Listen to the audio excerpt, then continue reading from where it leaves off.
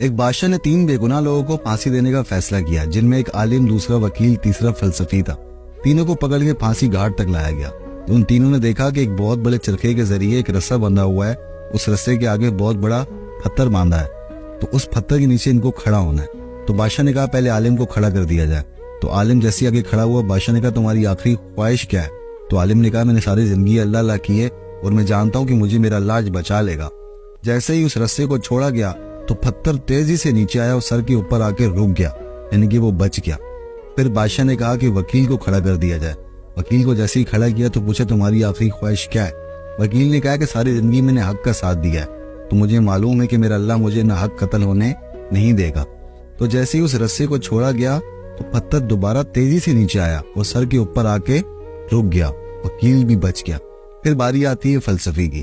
تو جیسے ہی فلسفی آیا تو بادشاہ نے کہا تمہاری آخری خواہش کیا ہے؟ تو فلسفی نے کہا کہ نہ ہی عالم صاحب کو ان کی حق گوئی نے، نہ ہی وکیل صاحب کو ان کی حق گوئی نے بچایا ہے، بلکہ میں نے یہ چیز نوٹس کی ہے کہ رسے کے اندر 2 گٹھانیں اضافی ہیں۔ جو سزا دینے والا شخص ہے اس نے غور کیا کہ واقعی 2 گرہ اضافی لگی ہیں۔ تو جیسے ہی انہوں نے وہ گرہ کھولی ہے، پتھر آگے سیدھا لگا ہے فلسفی کے سر پر، اس سر ہو گیا، کچل دیا گیا۔ اسی لیے وہ کہتے ہیں کہ کبھی کبھی آپ کو جب سب کچھ معلوم ہوتا ہے تو چپ رہنا بھی انسان کو بہت سی پریشانیوں سے بچا لیتا ہے۔